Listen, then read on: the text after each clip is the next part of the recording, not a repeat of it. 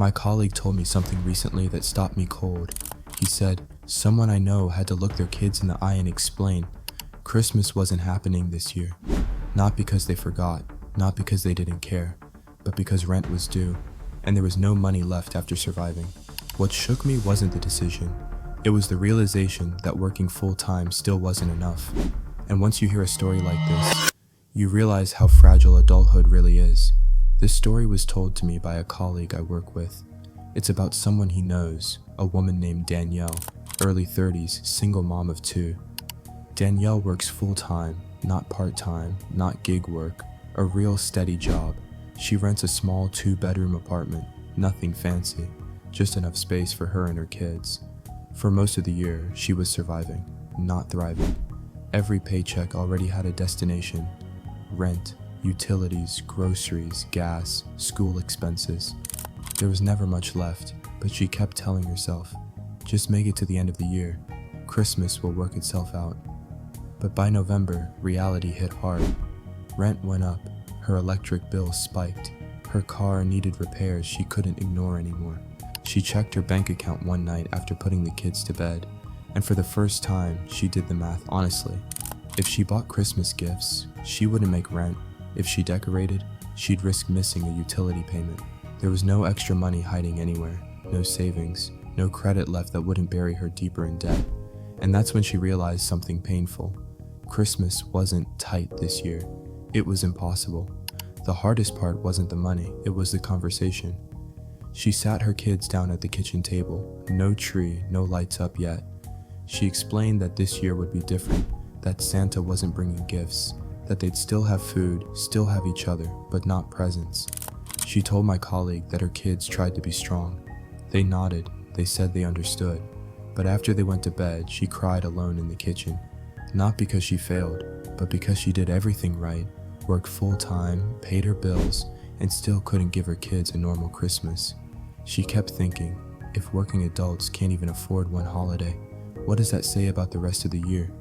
And that question stayed with her long after the holiday season ended. This story hurts because it exposes something a lot of adults are trying not to think about. Recent surveys show that nearly 6 in 10 Americans are living paycheck to paycheck. That means most people aren't deciding between gifts and savings. They're deciding between rent and joy. Another study found that over 40% of adults say the holidays cause them financial stress, not because they're irresponsible, but because prices rise while paychecks don't. Rent keeps climbing, groceries cost more, utilities spike in winter, and somehow we're still expected to smile, celebrate, and make it magical. What makes this hit so hard isn't just canceling Christmas. It's the quiet shame behind it, the feeling that you're failing at adulthood, even though you're working, showing up, doing everything right. No one prepares you for this part of life, where survival eats up everything and tradition becomes a luxury. This story hits because it reminds us how thin the line really is, how one bad month, one rent increase, one unexpected bill can turn a season that's supposed to be warm and joyful into a reminder of how heavy adulthood has become. And deep down, a lot of people watching know the truth. This could have been them. Or it already was. Here's the hard truth about moments like this. Canceling Christmas doesn't mean you failed.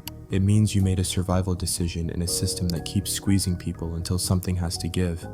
Adulthood isn't just about working hard. It's about constantly choosing which pain you can afford right now, the financial pain or the emotional one. And if you've ever had to say not this year to something that mattered, that doesn't make you weak. It makes you responsible in a world that offers very little grace. There's a quote by James Baldwin that fits here. Not everything that is faced can be changed, but nothing can be changed until it is faced. Facing reality doesn't mean giving up hope. It means you're strong enough to look at your situation honestly and keep going anyway. This season might have looked smaller, quieter, heavier, but surviving it? That's not nothing.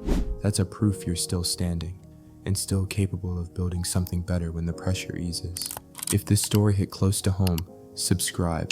This channel is for adults navigating real pressure, money stress, career strain, and the quiet weight nobody talks about. If you've ever had to cancel plans, delay joy, or make a choice that hurt just to survive, leave a comment. Your story might help someone else feel less alone. And if someone you know is caring more than they admit, share this with them, because surviving hard seasons doesn't make you small. It proves you're still fighting, even when no one's cheering.